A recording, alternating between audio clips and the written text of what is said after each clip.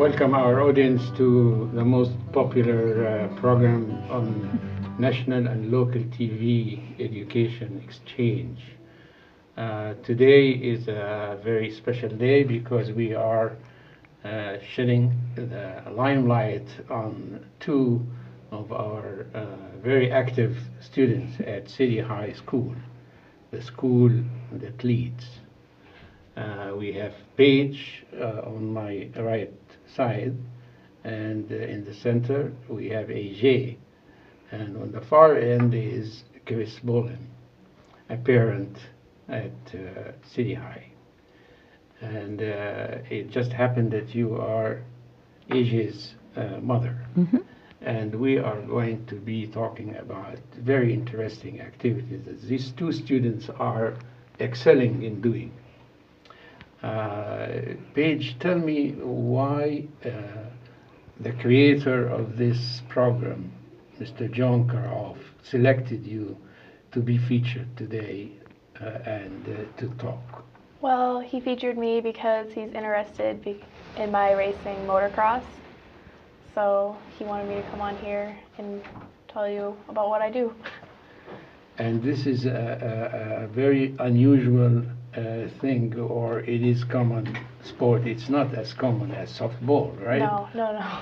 Very good. And now, AJ, why you have been selected to be here today? I'm in his class, and he noticed that I like draw and stuff, and then my parents told him that I did animations and such. Have you been doing animation for a long time, or it just? Since about like 5th or 6th grade, I think, yeah. Well, so you've been doing this for 3 years. Mm-hmm. That's a tremendous experience. And can you let me go back to you before I move to Kris. Tell me, how did it start? How did you just break the stereotype of what is known as girls' sports versus or vis-a-vis boys' sports? Okay, well, my stepdad and my father both raced motocross when they were younger. So they brought me into it, and usually it's boys that race motocross. I mean, that's the stereotypical of it, but there's a few girls that race, and I'm one of the few that actually do it, which is cool, I guess. But yeah, it's definitely something rare for a girl to be in a sport like this. And you will forgive me for some ignorant questions that I will ask you, but okay. I guess not every one of our audience is knowledgeable and well informed about this particular sport. And that's why I would ask you a very simple question. Your age, how old are you now? Like 15. 15. Yes. And somebody else is riding a motorcycle who is 40. Do you have different sizes of motorcycles? Yeah, I mean, there's little kids that are, 5 years old and they're out there riding, so they have smaller bikes, and then the older you get, the bigger the bike size that you move up to. So the biggest is the most that people ride is like a 450. That's hard to explain, but I ride a 125, which is about average. It's powerful, but you know that Iowa City, in particular, in the Midwest, had a very good group of motorcyclists yes. here, and they are very well, united, and they gather together. It's kind of fraternity, and they have their own celebrations, and they are very nice people. And they have their own music and their own attire and all that. Do you have to wear something like different, or when you gather together? Well, when we go riding, we have protective gear that we wear. Helmets and everything that will keep us safe if we crash. So that's about all we wear when we go out. I will come back to you, but EJ, now you tell us about your animation. How did it start? It started in like 6th grade. I would just animate like short little videos on my parents' computer, and they were pretty crude, but they grew a little better. And did you feel that they are supportive of this hobby or not? Yeah, they're pretty supportive. Did you start your animation with clay models or did you I draw did Legos for a while in 5th grade. Legos? Okay. Now, Kris, it's your turn now to tell me. Uh, of course, they are, at least your son is doing this hobby outside of school, and it's not an extracurricular activity whereby the student can get credit for what they do. So they don't really get credit. This is a hobby outside of school. So I would like to see how did you support him when you saw that he's doing this? Yeah, before the animation, it all goes back to like when he was really, really little, like 2 years old. We kind of saw there's something he has that's different than other children, just his drawing or his coloring within the lines, and so we kind of built that through the years. And then when he introduced him to the computer, it just kind of took off from there because then he could, what are those? That like initial Photoshop program, and- yeah, and just the way he could, maneuver the mouse around, and we have still a very old computer at home, and a lot of his animation was just using the mouse, and now we've upgraded a little bit, and he has the stencil or the stylus to use, and so we've kind of what he sees when there's a need, we kind of up the ante a little bit and get a little bit more. At certain time during this program, and we are going to see part of your activity, watch it. But before we do this, until I get the sign from Mr. John Karoff to stop, so that we can show you the part and our audience, I will go back to you. And again, I have tried this motorcycle once. And I tell you that the hands, that I think unless you have a very strong hands, you cannot do it, right? Oh yeah, I mean This is the grip, no? it's very physically demanding. I mean every muscle in your body you're working, so it's more than just your The grip. I hands. mean, Yeah. it's hard to hang on, but you just have to work out and practice, and eventually it just comes second nature, and it's easier to maneuver it. And I heard that you have participated in a lot of tournaments and competitions and so forth. So can you give us some examples? Yeah, just recently, I mean this weekend I raced at Montezuma, which is an hour away from here, and I mean we travel around quite a bit for it. We go to Illinois to race and all around Iowa, so it's a lot. And so this, when you say race, I want you to describe to me what do you mean by a race, really?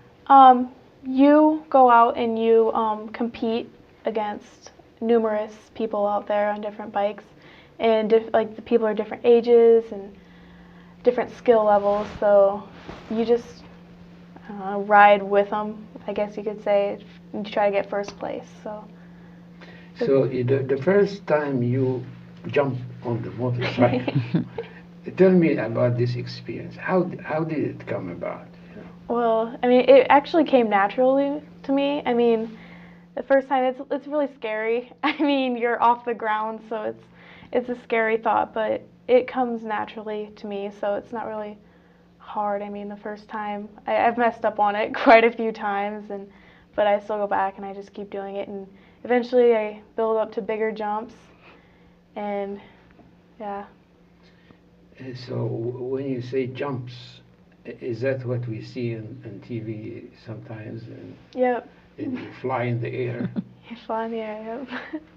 Yep. What's your feeling when you are away from the ground and then you are just going down there? It's kind of like that feeling on a roller coaster when you go up and then it just drops. Like the same feeling in your stomach happens when you're in midair. I mean, it's pure adrenaline through the whole time. And you were always safe? Is there anything wrong happened? No, in the history of I've had my practice? spills and crashes, but the worst I've ever done is dislocated my arm and tore some muscles. I haven't broken anything yet, but just lots of scars and bruises and scratches. And those, of course, are medals of honor. Yes. I mean, it shows how perseverant you are and how determined, right? Very good. AJ, now let us talk about the themes that you use for your animation. The things I use for my Subjects or themes. yeah. What do you design? Let us go from A. Do you have this paper in front of you and you are designing a story or a program? How do you go about that? Yeah, I usually just kind of get the idea and then mess around with it for a while, and something just spawns from that. And when you say, when I get the idea, does something inspire you? For instance, an event, a piece of news, a suggestion from a friend. How do you get inspired by the idea? I don't know. It's usually just like I'll do like a parody of a movie that I want to do or something like that. Wonderful. And now you design it by doing pencil drawing. What do you do? Or you look like you don't want to like this uncover all the secrets about your. But you have to expect that a lot of people are going to watch this, whether it's on Channel 20, the Education Channel, or Channel 18, our host here, or on YouTube or Public Access TV website. So a lot of people would like to learn or follow your footsteps. So tell me again, step by step, what do you do? Well, for the designing stuff, I just had this thing that's kind of like Kid Pix where I just drew into it with a mouse, and I would draw each character and background one frame at a time. You use the mouse itself to draw. You don't use the pencil or okay. That's amazing. Because usually I saw some people they do first the pencil and then they follow what they did. Or they scan it sometime and clean it up after that. But that's courageous. And then you start coloring it, right? Yeah, I have to color it each frame too, so that takes a while. Kris, now, is there any thing that you remember about him growing up that made you feel that he's going to have a glamorous future in this field? Probably just some of his early artwork. Like I said, when in preschool, some of his drawings, you would see them and you'd see other preschool drawings, and you just could kind of sense that it was just a little bit different, and there was something that was unique about him. And he's just kind of taken off. He's never, like I've told many people, never without a pencil and a pad in his hand or the iPad with sketching. He's always doing something. So let us share with our audience now some of your creative work. And I'm sure that other people will give you calls after that. And say, how did you do that?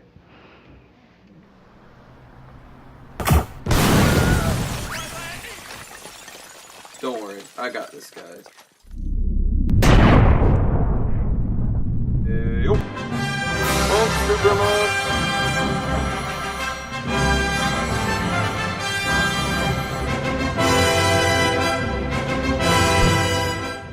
Alright, big fella. I'll let you off easy this time and only punch you into Antarctica.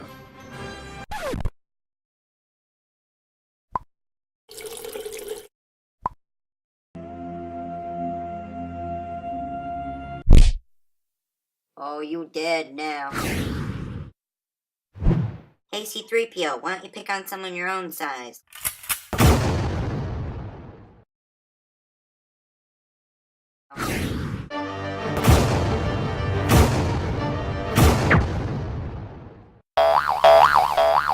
Go get the robot. But it's yellow. weakness. That's lame. Shut up! You're lame.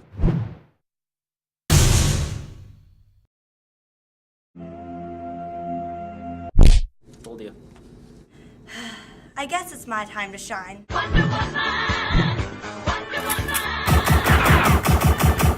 the world is waiting for you and the power you possess. In your sacrifice, fighting for your right. Oh, what happened?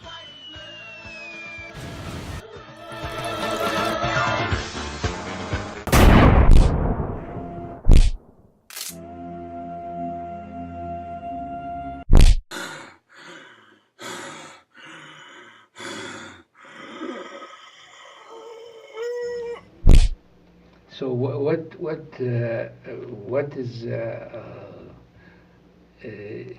in your vision? How do you see your future? I'd hope to do stuff with videos, like either a director or a producer or an animator.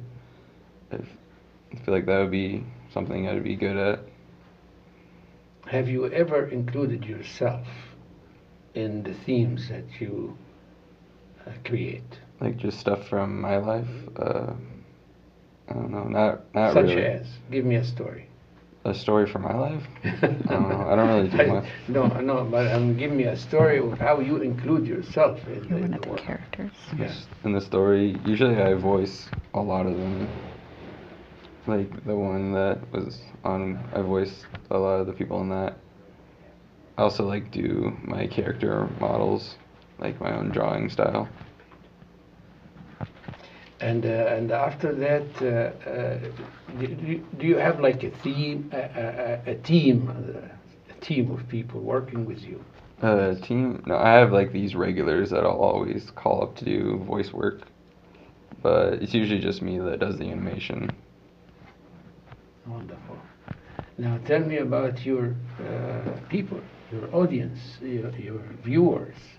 Do you take like a video of what you do and then share with your friends? No, not really. I mean, they see things through Facebook that my mom will post or something, but no, usually nobody goes to like a race to watch except for my family. So not a whole lot of people see it. Do you think that in the future you will be inviting the class at City High to come to you? If they wanted to, they could, but it'd be a big class to come watch. I see that your teachers are, like proud of this, and they decided to share with us one of the videos about your activity. So let us invite our audience to be with us during this time.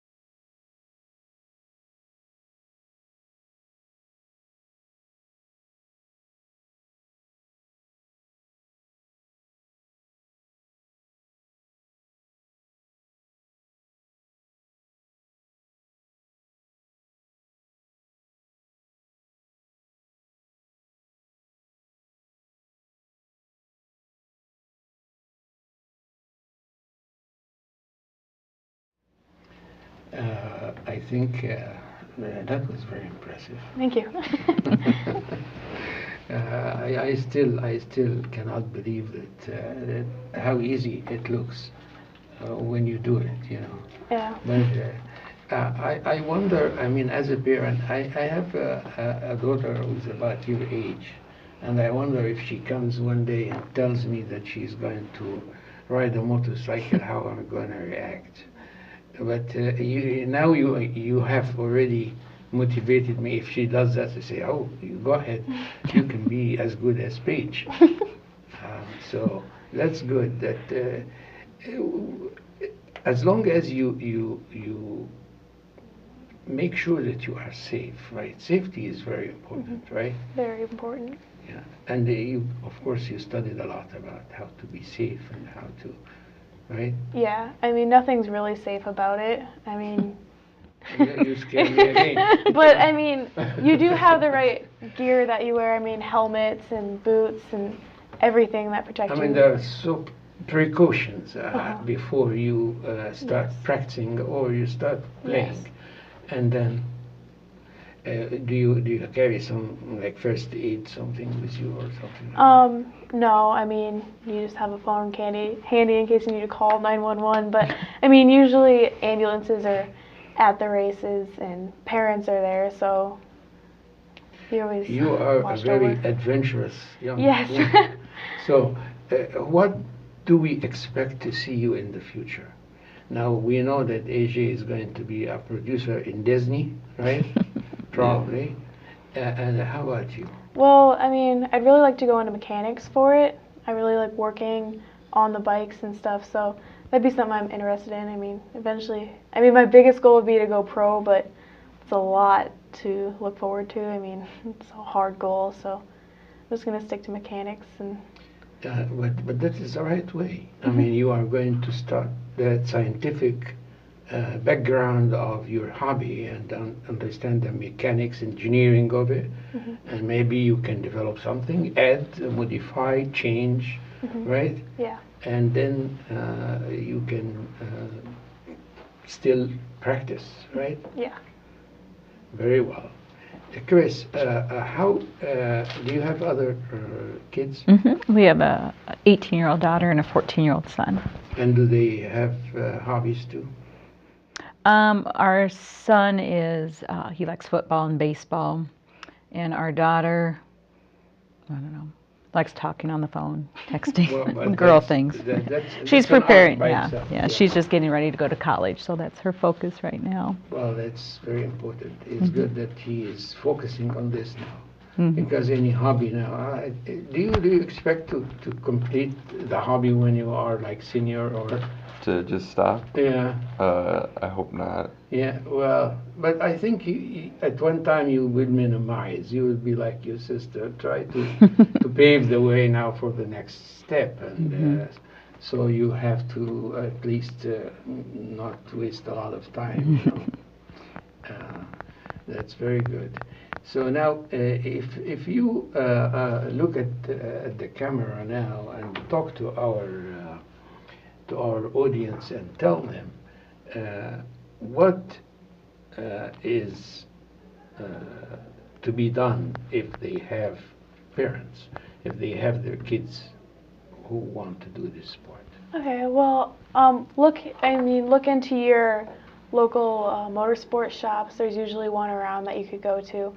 The biggest thing is finding a bike for them to ride, and learning how to run the bike is the biggest thing, and having the right protective gear, and go to a track and you can meet good people there that'll show you the routes of what you need to do.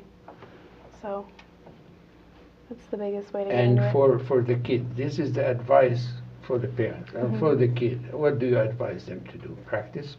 Practice is the biggest thing. I mean, definitely practice all the time, and it takes a lot of courage to do it. I mean, overcoming your fears is the biggest thing you have to conquer, but I think you have to have some idea about the mechanics too, right? yeah, you definitely need to know how to run your bike and how to maintain it, which is a lot of time and effort.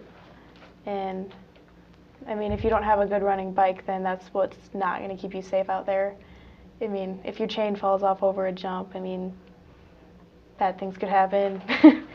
Bones could be broken. So you really just have to watch out and be careful about what you do. Do you expect that one day our schools will have like this as a choice?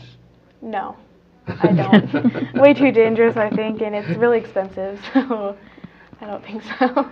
Well, in your area, I think having an animation club is probably possible. Yeah. You can talk to your art teachers, I think, and they can have an animation club, and that's one way of getting credit as well. And then it will be moved to an extracurricular activity rather than just a hobby outside of school. Is there any advice you want to tell people who are interested in art? Just draw. A lot of your stuff isn't going to turn out good, but just keep going, because it's all worthwhile in the end. And now, the parent. You have already told us your role, but in the meantime, do you think in the future that parents and teachers can work on to get the hobby of their kids recognized by the school in order that they can get some sort of credit for that? Oh, I think so. We tell them there's different avenues to, at City High to go with your artwork. You can go through the paper. You can, the art class, and I think so. Exhibitions. Right, and get it on display, get it out there for others to see, and that's just what you need to do. You just need to keep doing it and put it out there. Well, you know that this program is going to be on public access TV, Channel 18. They are very generous, very helpful to us, really. All of them, Josh Godding and Sarah Tate, you met her, and all these people, James Mims and Ryan. They have been so helpful to us, and but we essentially we are on channel 21, which is the education channel, and if you watch the listing, we are there now more often than when a couple of months ago used to be. So the other venue is to watch this on YouTube, and soon will be there in a couple hours, maybe tomorrow or after tomorrow, as well as public access TV. To our audience, I think we say good night, and we salute you for your activities and for your courage and ability to maintain and persevere and keep your determination to keep your hobby in addition to excel in our school. And thank you very much, parent, for your support. Thank you, ladies and gentlemen, and have a very good evening.